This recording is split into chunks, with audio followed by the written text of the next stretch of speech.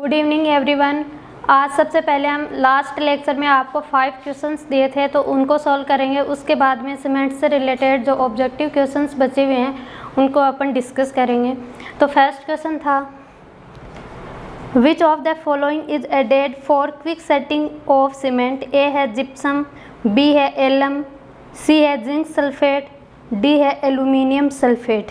तो इस क्वेश्चन के लिए करेक्ट ऑप्शन रहेगा डी। जब भी सीमेंट में क्विक सेटिंग करवानी हो, सीमेंट में क्विक सेटिंग करवानी हो तो इस केस में हम एसिलरेटर यूज़ करेंगे। और एसिलरेटर के जो एजेंट होते हैं वो है कैल्शियम क्लोराइड, एल्यूमिनियम सल्फेट। इसके अलावा हम जो एल्यूमिना है उसका रेशियो इंक्रीज कर सकते हैं। जो C3A है इसका रेशियो हम इंक्रीज कर सकते हैं। तो इस तरीके से हम सीमेंट में क्विक सेटिंग को अचीव कर सकते हैं। Next question is, during the manufacture of Portland cement plaster of Paris is added. A है to increase the strength of cement, B है modify the colour of cement, C है reduce heat of hydration of cement, D है adjust setting time of cement. इस question के लिए correct option रहेगा D, adjust setting time of cement. Plaster of Paris का मतलब है जिप्सम यानी CaSO4 2H2O। जब भी हम सीमेंट में ऐड करेंगे तो उससे क्या है, उसका इनिशियल सेटिंग टाइम है वो इंक्रीज हो जाएगा, रेट ऑफ हाइड्रेशन है वो रिड्यूस हो जाती है, हाइड्रेशन रिड्यूस हो जाती है। तो ये दोनों आपको ध्यान रखने हैं कि प्लास्टर ऑफ पेरिस या कैल्शियम सल्फेट या जिप्सम हम जब भी सीमेंट में ऐड करते हैं तो इनिशियल सेटिंग टाइम इंक्रीज हो जाता है और जो रेट ऑफ हाइड्रेशन है वो रिड्यूस हो जाती है। Next question is, most important compound of cement are. A है C3A एंड C2S, बी है C3S एंड C3A, सी है C3S एंड C2S, डी है C3A एंड C4AF। तो इस क्वेश्चन के लिए करेक्ट ऑप्शन रहेगा सी। सीमेंट है उसमें जो मेन कंपाउंड होते हैं बोगी कंपाउंड में वो होता है C3S एंड C2A, C2S। ये दोनों क्या है, मेन कंपाउंड होते हैं बोगी कंपाउंड में। अगर बात की जाए सीमेंट के जो कॉन्स्टिट्यूएंट है उसमें मेजर कौन कौन से है, तो उसमें आता है लाइम एंड सिलिका। तो अगर बोगी कंपाउंड के लिए पूछा जाए तो C3S एंड C2S, क्योंकि ये दोनों मिलकर कितना परसेंटेज बनाते हैं। जैसे अगर C3S की बात करें तो इसका परसेंटेज होता है 30 to 50% या अप्रोक्सीमेटली आप 40% इसको कंसिडर कर सकते हैं। C2S के लिए यह रेशियो होता है 25 to 40% और जिसको आप कंसिडर कर सकते हो 32%। यानी ये दोनों मिलकर 70%, टोटल का कितना है 70% है। यानी अगर बोगी कंपाउंड की बात करें तो मेन जो प्रेजेंट रहते हैं वो कौन से रहते हैं, C3S एंड C2S। इसी तरीके से अगर सीमेंट में कॉन्स्टिट्यूएंट की बात की जाए तो उसमें रहेगा लाइम एंड सिलिका। लाइम का जो रेशियो होता है वो 60 to 65% होता है और सिलिका का होता है 17 to 25%। तो ये दो मेनली क्या है, सीमेंट को कंपोज करते हैं। Next question is, as the cement set and harden it generate heat, this is called. A है हीट ऑफ हाइड्रेशन, बी है लेटेंट हीट, सी है हाइड्रेशन ऑफ सीमेंट, डी है नन ऑफ दीज। तो इस question के लिए correct option रहेगा ए।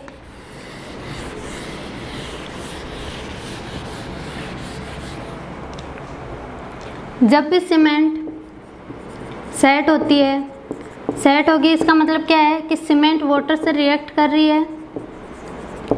Cement में जो बोगेस कंपाउंड है वो क्या है, वाटर से रिएक्ट करेंगे और इस जो केमिकल रिएक्शन यहाँ जो हो रही है उसको हम क्या बोलते हैं, इस केमिकल रिएक्शन को हम बोलते हैं hydration of cement, hydration of cement.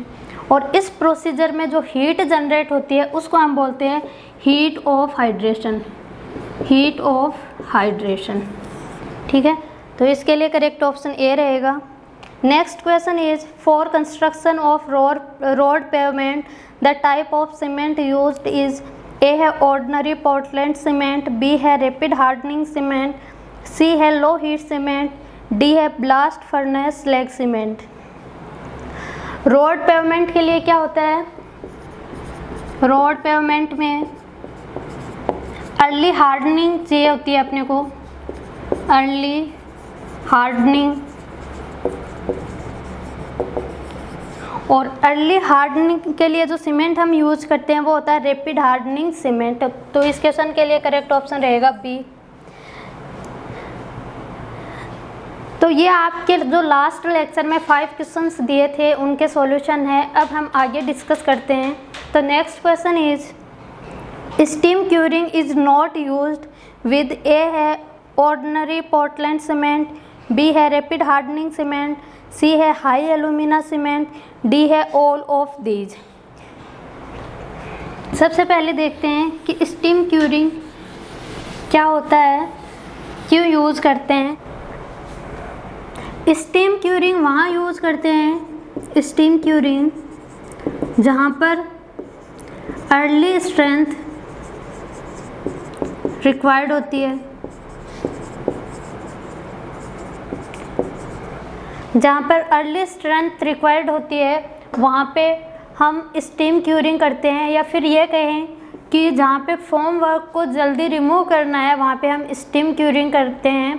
यानी बेसिकली हम इसको वहाँ यूज़ करते हैं जहाँ पे कोल्ड वेदर हो, कोल्ड वेदर वाले रीजन में इसको हम यूज़ करते हैं। तो इस क्वेश्चन के लिए करेक्ट ऑप्शन रहेगा सी हाई एल्यूमिना सीमेंट, क्योंकि जो हाई एल्यूमिना सीमेंट है उसकी जो स्ट्रेंथ होती है 1 डेज स्ट्रेंथ वो होती है 30 MPa, जो क्या होती है OPC की 28 डेज की स्ट्रेंथ के बराबर होती है। यानी यहाँ पे हमें स्टीम क्यूरिंग की ज़रूरत ही नहीं होती, ऑलरेडी यहाँ पर ये इतनी स्ट्रेंथ गेन कर लेता है। ठीक है, अब हम बात करते हैं थोड़ी हाई एल्यूमिना सीमेंट के बारे में।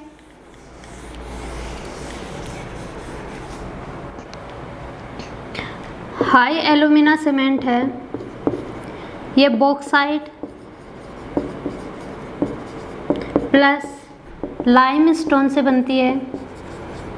ये OPC से डिफरेंट होती है, डिफरेंट फ्रॉम OPC। इसके अलावा इसका ध्यान रखना है कि 1 डे जो स्ट्रेंथ आती है इसकी 1 डे स्ट्रेंथ वो आती है 30 MPa के लगभग, जो approximately 28 days strength of OPC के 28 डेज स्ट्रेंथ के इक्वल होती है। अगर इसकी 3 डेज की स्ट्रेंथ की बात करें तो ये होती है 35 MPa।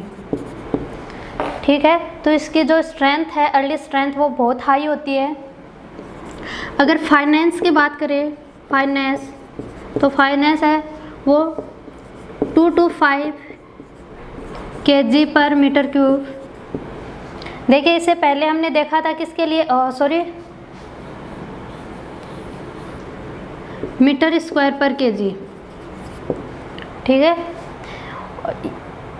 2 to 5 मीटर स्क्वायर पर kg, जो किसके इक्वल होता है OPC के इक्वल। OPC के लिए भी यही वैल्यू होती है, चाहे वो ग्रेड 33 हो, 43 हो या 53 हो। इसके अलावा हम देखते हैं इसमें कि जो साउंडनेस टेस्ट करते हैं तो उसमें जो ली चटलियर अपैरेटस यूज करते हैं तो वो क्या मेज़र करता है, एक्सपेंशन मेज़र करता है।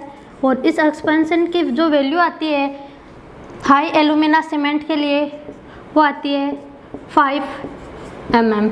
तो ये भी आपको ध्यान रखना है। इसके अलावा हम इसको वहाँ यूज़ करते हैं जहाँ पर हाई टेम्परेचर रिफ्रैक्ट्री हो। ठीक है, वहाँ पर इसको जनरली हम यूज़ करेंगे। इसका ये भी ध्यान रखना है कि टेम्परेचर है वो 18 डिग्री सेंटीग्रेड से कम हो, वही इनको हम यूज़ करते हैं। यानी कोल्ड वेदर रीजन में इसको हम यूज़ करते हैं, ट्रॉपिकल रीजन में यूज़ नहीं करते हैं, ट्रॉपिकल रीजन में यूज़ नहीं करते। तो ये हाई एलुमिना सीमेंट से रिलेटेड कुछ फैक्ट है जो आपको ध्यान रखने हैं, क्योंकि कॉम्पिटिशन एग्जाम में बार बार इससे रिलेटेड ऑब्जेक्टिव क्वेश्चंस आते हैं। तो नेक्स्ट क्वेश्चन अब हम देखते हैं।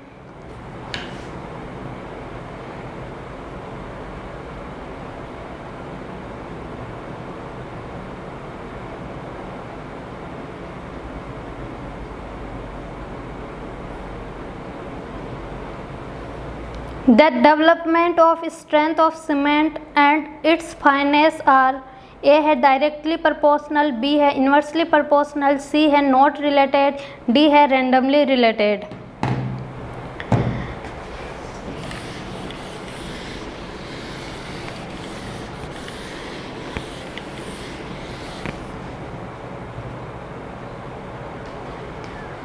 सीमेंट के पार्टिकल जितने ज़्यादा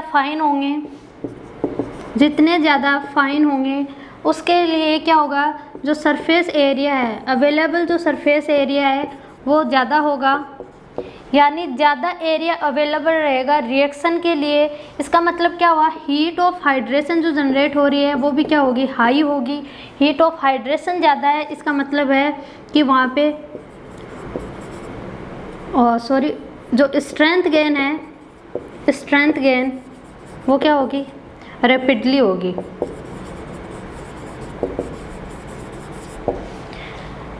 जैसे ही सीमेंट के पार्टिकल्स फाइन होंगे तो क्या होगा, सरफेस एरिया ज़्यादा अवेलेबल होगा। सरफेस एरिया ज़्यादा अवेलेबल होगा यानी केमिकल रिएक्शन वहाँ फास्टली होगी, तो हीट ऑफ हाइड्रेशन ज़्यादा जनरेट होगा। तो इससे क्या है, हमें अर्ली स्ट्रेंथ जल्दी मिलेगी। ठीक है, तो अभी यहाँ पे पूछा गया है कि जो डेवलपमेंट ऑफ स्ट्रेंथ है और जो फाइनेस है वो कैसे रिलेट कर रही है। तो ये डायरेक्टली प्रोपोर्शनल होगी कि अगर फाइनेस ज़्यादा होगा तो गेन ऑफ स्ट्रेंथ भी क्या होगा, ज़्यादा होगा। तो इस क्वेश्चन के लिए करेक्ट ऑप्शन रहेगा A, directly proportional. Next question is flash set of ordinary Portland cement paste is A है प्री मेच्योर हार्डनिंग, बी है सरफेस हार्डनिंग, सी है hardening without development of heat of hydration, D है all of these. तो इस question के लिए correct option रहेगा ए, pre mature hardening. और ये किसकी वजह से आता है, फ्लैश सेट किस कंपाउंड की वजह से आता है, तो ये आता है C3A ट्राई कैल्शियम एल्यूमिनेट की वजह से आता है, जिसमें क्या होता है कि विदाउट स्ट्रेंथ गेन किए हुए सीमेंट सेट हो जाता है, हार्ड हो जाता है, तो उसको हम बोलते हैं फ्लैश सेट।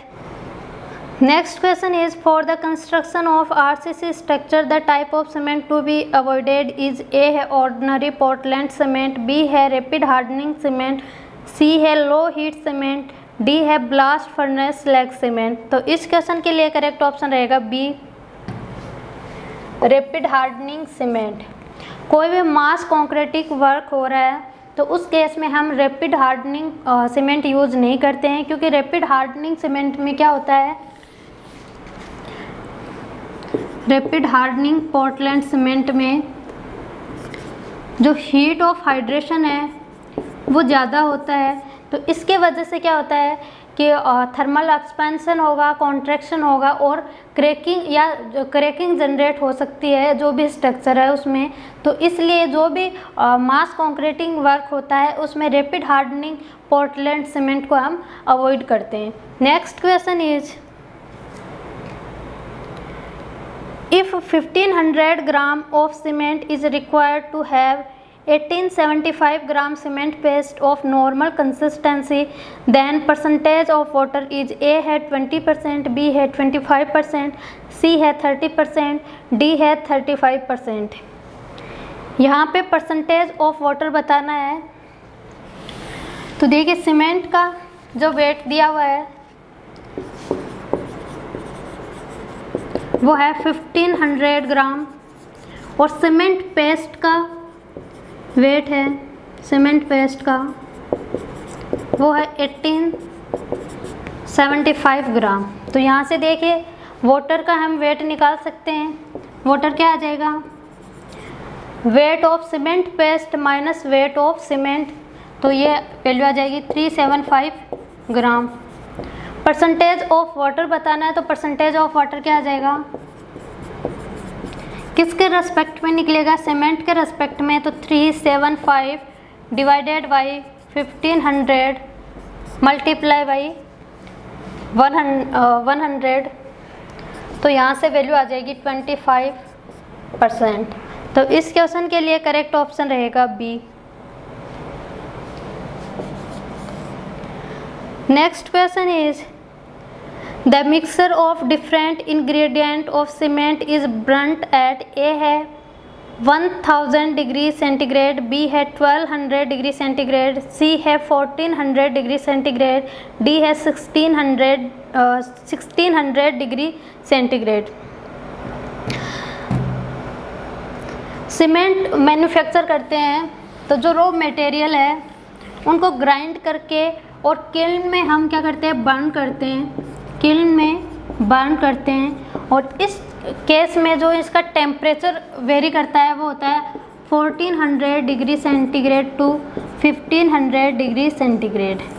तो ये आपको ध्यान रखना है। इसके बाद क्या होता है, हमें जब हम इसको बर्न करते हैं तो यहाँ से हमें क्या मिलते हैं? क्लिंकर मिलते हैं। फिर इन क्लिंकर को क्या करेंगे? कूल डाउन करवाएंगे। उसके बाद में हम जिप्सम ऐड करके और ग्राइंड कर देते हैं। और फिर यहाँ से जो मिलता है प्रोडक्ट, फाइनली प्रोडक्ट, वो होता है सीमेंट। तो ये टेम्परेचर आपको ध्यान रखना है। तो इस क्वेश्चन के लिए करेक्ट ऑप्शन रहेगा सी। अगर रेंज पूछी जाए तो 1400 टू 1500, और अगर डायरेक्ट पूछा जाए तो ऑप्शन के अकॉर्डिंग देख लेना, या तो ऑप्शन में 1400 गिवन होगा या 1500। Next question is hydration of cement is due to chemical action of water with A है C3S एंड C2S, बी है C2S and C3A, C option है C3A एंड C4AF, डी है ऑल ऑफ दीज। तो ये question तो हमने बहुत बार discuss कर लिया कि हाइड्रेशन ऑफ सीमेंट कैसे होता है, उसके लिए कौन रिस्पॉन्सिबल होता है।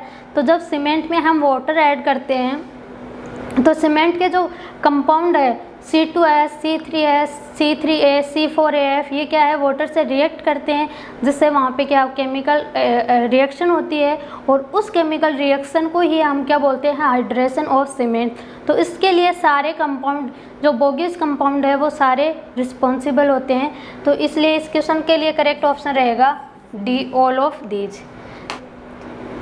Next question is efflorescence in cement is cause due to an excess of, A है एलुमिना, बी है आयरन ऑक्साइड, सी है एल्कली, डी है सिलिका।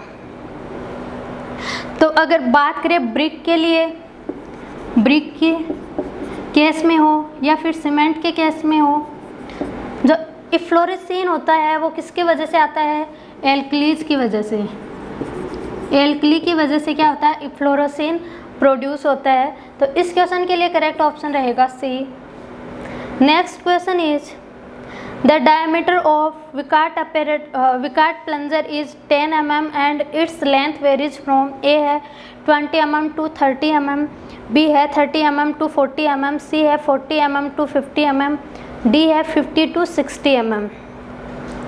तो जो विकार्ट प्लंजर हम यूज़ करते हैं किसके लिए करते हैं? जब कंसिस्टेंसी टेस्ट करते हैं, consistency test,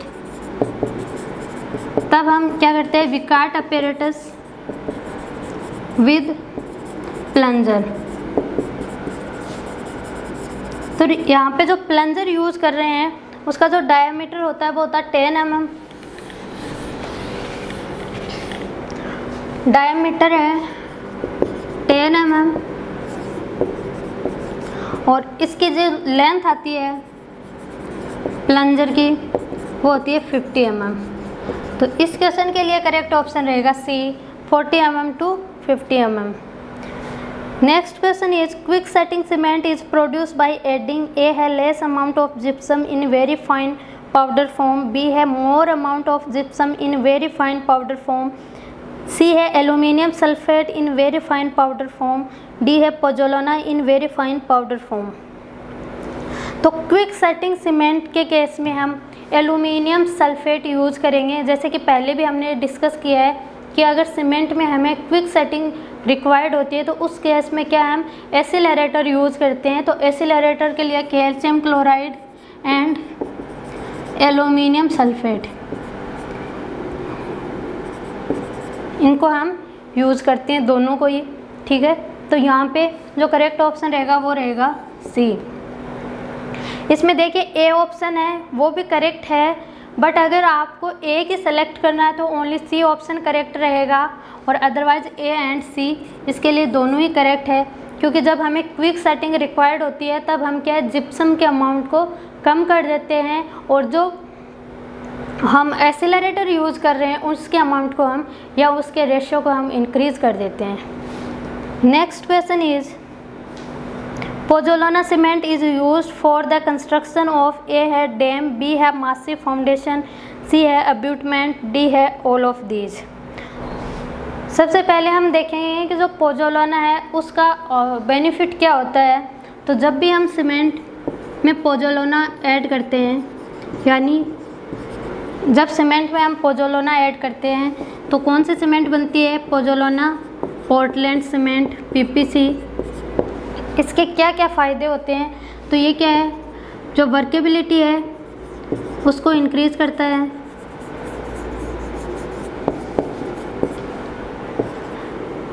more resistant to chemical attack. इसके अलावा हीट ऑफ हाइड्रेशन है वो लेस होता है, यानी जो अर्ली स्ट्रेंथ गेन होती है, अर्ली स्ट्रेंथ वो क्या आएगी, कम आएगी। तो ये चीज़ें आपको ध्यान रखनी है कि जब भी हम पोज़ोलाना यूज करेंगे तो हीट ऑफ हाइड्रेशन रिड्यूस होता है और जो अर्ली स्ट्रेंथ है वो भी कम आती है, क्योंकि अर्ली स्ट्रेंथ किस पे डिपेंड करती है, हीट ऑफ हाइड्रेशन के डायरेक्टली प्रोपोर्शनल होती है।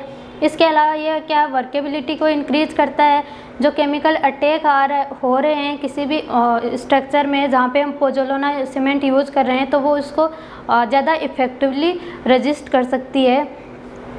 तो ये पोज़ोलाना के कुछ बेनिफिट्स है। तो यहाँ पे देखिए हीट ऑफ हाइड्रेशन कम है, इसका मतलब क्या हुआ कि इसको हम मासिव कंस्ट्रक्शन वर्क के लिए हम यूज़ कर सकते हैं, ठीक है।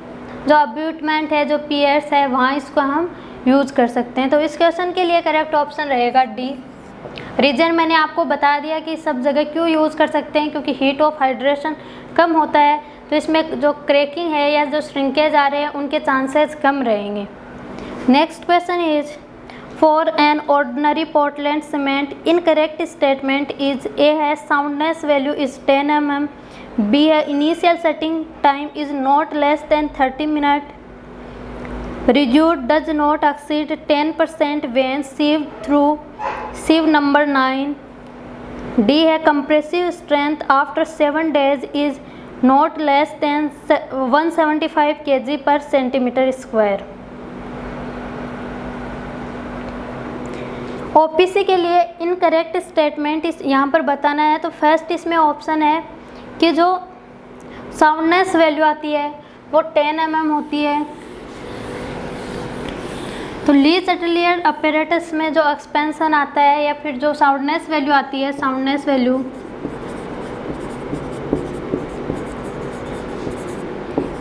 10 mm है ओपीसी के लिए। और अगर हाई एलुमिना सीमेंट के लिए पूछा जाए तो उसके लिए वैल्यू आती है ये 5 mm, high alumina cement.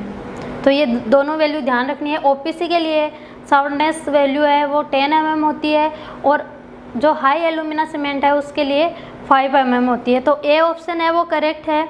B option की बात करें तो बी है initial setting time is not less than 30 minute, तो ये भी सही है। ओपीसी के लिए जो इनिशियल सेटिंग टाइम आता है, इनिशियल सेटिंग टाइम वो 30 मिनट होता है और फाइनल सेटिंग टाइम है वो होता है 600 मिनट्स, ठीक है। यानी इनिशियल सेटिंग टाइम है वो 30 मिनट से कम नहीं होना चाहिए और जो फाइनल सेटिंग टाइम है वो 600 मिनट से एक्सीड नहीं होना चाहिए। तो बी ऑप्शन भी यहाँ पे करेक्ट है। सी ऑप्शन की बात करें, residue does not exceed 10% when sieved through sieve number 9, यानी यहाँ पे किसकी बात की जा रही है, फाइनेंस ऑफ सीमेंट। फाइनेंस की वैल्यू क्या आती है, फाइनेंस।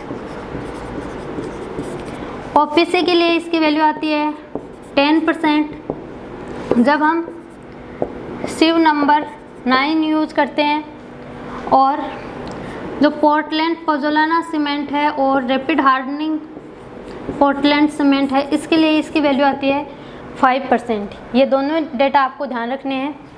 तो जो सी ऑप्शन है वो भी करेक्ट है। डी ऑप्शन देखिए, compressive strength after 7 days is not less than 175 kg per centimetre square.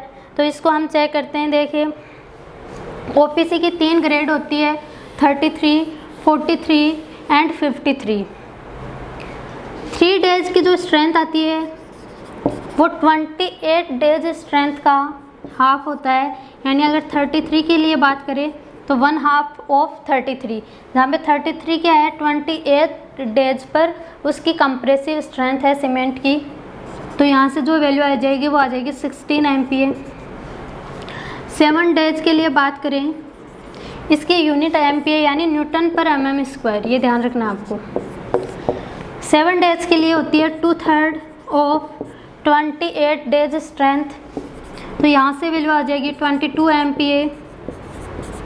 ठीक है, इसी तरीके से आप 43, 53 के लिए भी कैलकुलेट कर सकते हो।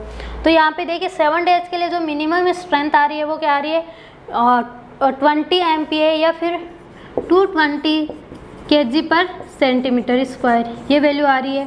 तो जो डी ऑप्शन है वो क्या है, इनकरेक्ट है। Next question is which of the following statement is true for addition of pozzolana to cement. A है डिक्रीज वर्केबिलिटी, बी है इंक्रीज स्ट्रेंथ, सी है increase heat of hydration, D है none of these. इस question का answer आप easily बता सकते हो क्योंकि ये अपन बहुत बार डिस्कस कर चुके हैं। अभी जस्ट इससे पहले डिस्कस किया था। तो जो पोज़ोलाना है वो वर्केबिलिटी को इंक्रीज़ करता है, स्ट्रेंथ को डिक्रीज़ करता है, हीट ऑफ हाइड्रेशन को डिक्रीज़ करता है। तो इसका मतलब क्या है, इसके लिए करेक्ट ऑप्शन रहेगा डी। यानी इनमें से कोई भी ट्रू नहीं है पोज़ोलाना के लिए। Next question is when water is added to cement.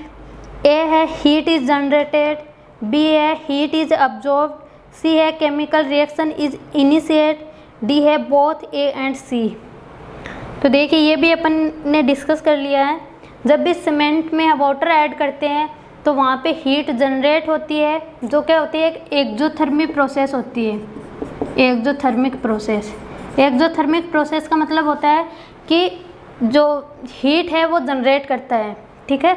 और एंडोथर्मिक का मतलब होता है कि हीट को अब्जॉर्ब करता है। तो जो केमिकल रिएक्शन होती है वो एक्जोथर्मिक प्रोसेस है, यानी हीट को जनरेट करेगा। तो इस क्वेश्चन के लिए करेक्ट ऑप्शन रहेगा बी, ए एंड सी, यानी हीट भी जनरेट होगी और केमिकल रिएक्शन भी इनिशिएट होगी। Next question is which of the following is the important factor that affect the shrinkage of cement in concrete. A है quantity of cement, B है size of coarse aggregate, C है size of fine aggregate, D है amount of water added during mixing of concrete. तो shrinkage है, shrinkage क्या होता है कि जब सीमेंट हार्डन होती है तो उस टाइम पे जो वॉल्यूम चेंज होता है सीमेंट का, उसको हम बोलते हैं श्रिंकेज ऑफ सीमेंट। तो ये किसकी वजह से होता है, ये डिपेंड करता है कि मिक्सिंग टाइम पे कितना वाटर हम यूज कर रहे हैं। Shrinkage mainly depend on amount of water used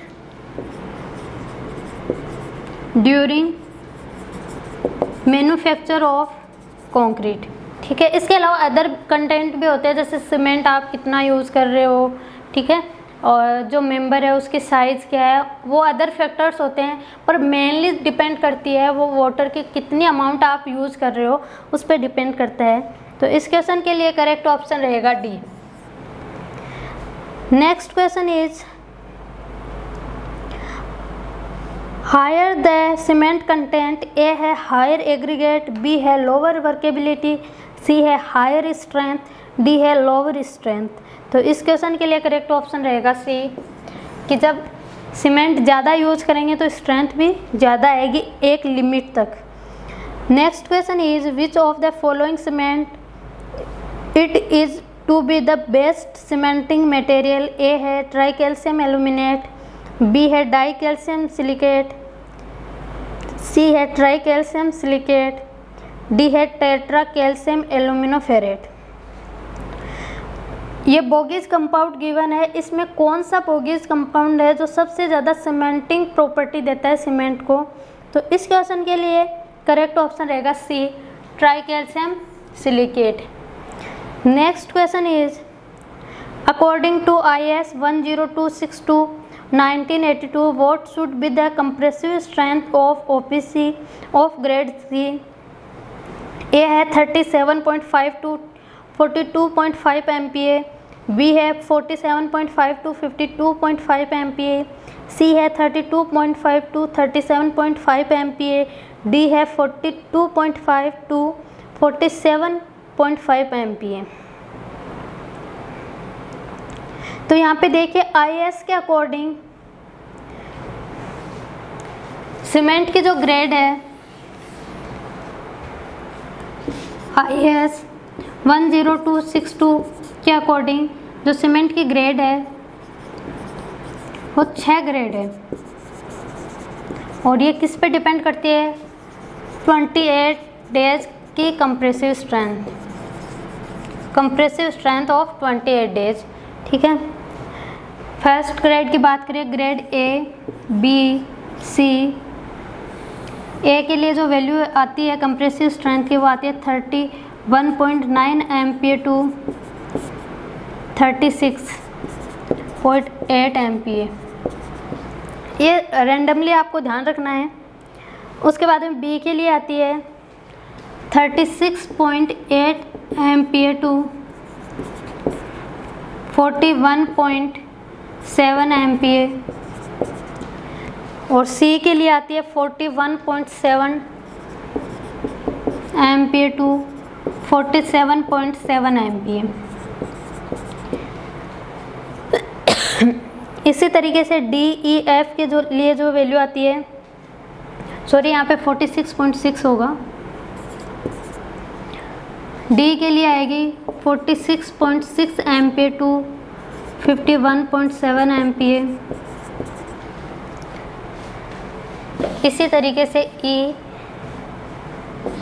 और एफ, ई के लिए जो वैल्यू आती है वो 51.7 टू 56.4 MPa और इसकी वैल्यू आती है 56.4 टू 61.3 MPa। तो ये डेटा आपको पूरे ध्यान रखने की ज़रूरत नहीं है। देखिए जो 33 ग्रेड है वो किस में आ रही है? जो OPC की ग्रेड 33 है यह IS 10262 के अकॉर्डिंग ए ग्रेड में आ रही है, ए में। एक आपको ये ध्यान रखना है, जो 43 है वो सी ग्रेड में है और जो 53 है वो ई में है, 53।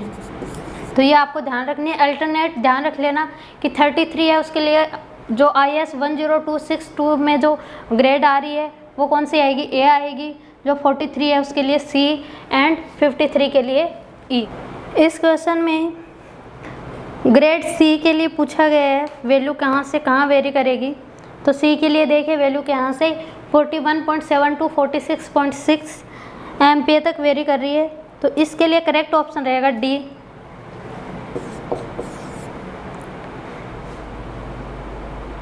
इसके बाद में 5 क्वेश्चंस आपको दिए जाएंगे जिसके आंसर आपको कमेंट बॉक्स में करने हैं। तो नेक्स्ट क्वेश्चन आपके लिए जो है, curing period is minimum for concrete using, A है रैपिड हार्डनिंग सीमेंट, बी है लो हीट सीमेंट, सी है ऑर्डिनरी पोर्टलैंड सीमेंट, डी है slag cement.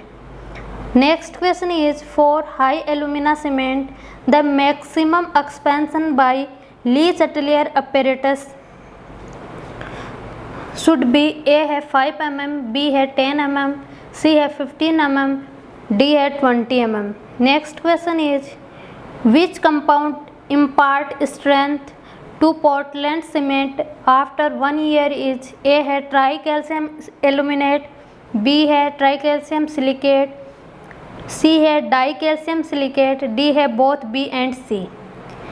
Next question is sample of cement is said to be sound when it does not contain A है free lime, B है silica, C है iron oxide, D है alumina। Next question is which of the following oxide is lowest in OPC? A है iron oxide, B है magnesia, C है soda potash, D है aluminium oxide. यहाँ पर 5 objective questions आपको दिए गए हैं जिनके आंसर आपको कमेंट बॉक्स में करने हैं। नेक्स्ट लेक्चर में इन क्वेश्चंस को हम डिस्कस करेंगे और आपको लाइम से रिलेटेड थ्योरी भी पढ़कर आनी है, क्योंकि नेक्स्ट लेक्चर में हम लाइम से रिलेटेड ऑब्जेक्टिव क्वेश्चंस करेंगे। अगर वीडियो पसंद आए तो लाइक शेयर एंड सब्सक्राइब ज़रूर करें। Thank you.